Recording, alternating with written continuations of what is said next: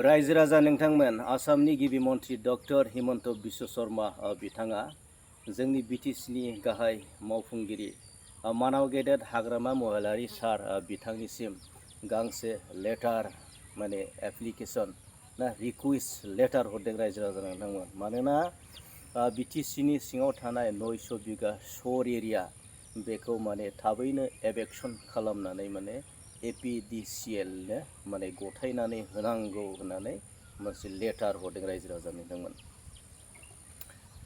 तो बिनिखायनो बावैसो साननि उनावनो बिटिसियाव मोनसे ओरैबायदि गिदिर माने एभेक्सन जानो थांगासिनो दं रायजो राजा नोंथांमोन।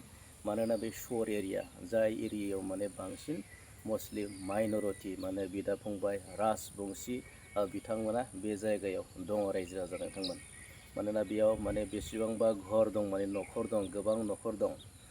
दा रिसेन्टलि बिटिसिनि चिफ गाहाय मानाव गेदेर हाग्रामा महिलारि सार बिथाङा मोनसे सावराय मेलनि गेजेरजों बिथाङा इनिशिएटिभ लादों माने बे सर एरियायाव माने जेसेबां माने न'खर दं बेखौ गुबुन मोनसे जायगायाव शिफ्ट खालामनानै बे जायगाखौ एभेक्सन खालामनानै APDCL नो गथायनो थाखाय बिथाङा मोनसे गिदिर थांखि लाबाय रायजो राजा नोंथांमोन गिदिर इनिशिएटिभ लाबाय।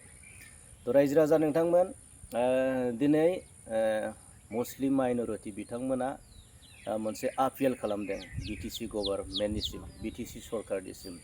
मानोना बिटिसि गभर्नमेन्टआ थांनाय बिटिसि इलेक्सनाव 90% माने मिया माइनरिटिफोरनि भट मोननानै बिथाङा पावाराव फैनो हादोंमोन। आरो लोगोसे बिथाङा इलेक्शननि केम्पेइनाव बिथाङा बुंदोंमोन माने जेसेबां माने मिया माइनरिटि मुस्लिमफोर दं बिथांमोननो मा होगोन होनना बुंदोंमोन बिथाङा नियादि पाट्टा हानि पाट्टा होगोन होननानै बिथाङा जिथुनाखि इलेक्शननि जे फोसावदिं मेल बे फोसावदिं मेलाव बिथाङा खोथा होदोंमोन रायजो राजा नोंथांमोन।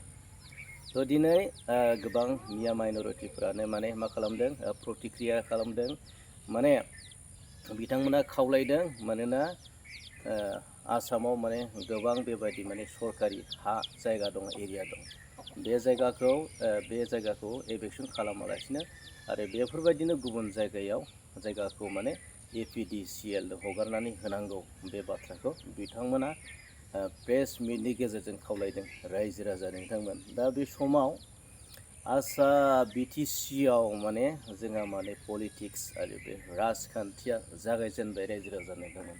माने फैगौ 2030 मायथाइनि जि बिटिसि इलेक्शन बे बिटिसि इलेक्शननि राजखान्थि एबा पलिटिक्सआ माने राजखान्थिनि जि पलिटिक्स बे जागायजेनबाय। मानोना नोंथांमोना ससियेल मिडियायाव बे साननैसो नुनो मोनगासिनो दं जोंहा UPPLनि मानगोनां आफादगिरि प्रमद बर' बिथांनिसिम गोबां बायदि एलिगेसन माने साख्रिनि बेलायाव एलिगेसन गोबां बायदि बिथिङाव माने एलिगेसन जाबसिनगासिनो दं आरोना माने नंखाय बाथ्राफोरखौ माने बुंगासिनो दं आरोना BPF पार्टिनि माखासे सिनियर लिडारनिफ्राय लानानै जुनियर लिडारनिफ्राय लानानै माखासे ITCLफोरा गोबां माने पस्ट होगासिनो दं लिरगासिनो दं आरोना रायजो राजा नोंथांमोन। तो जों बेफोरनिफ्राय मोनथियो माने बिटिसियाव पलिटिक्सआ जागायजेनबाय आरोना 2030 मायथाइनि बिटिसि इलेक्शननि पलिटिक्सआ जागायजेनबाय रायजो राजा नोंथांमोन। समा फैब्ला जों बयबो नुनो मोनगोन मानोना बिटिसियाव आसाम सरकार आरो बिटिसि सरकार लोगो नांनानै जा एभेक्सन खालामनो थांगासिनो बियो सम फैब्ला जों नुनो मोनगोन।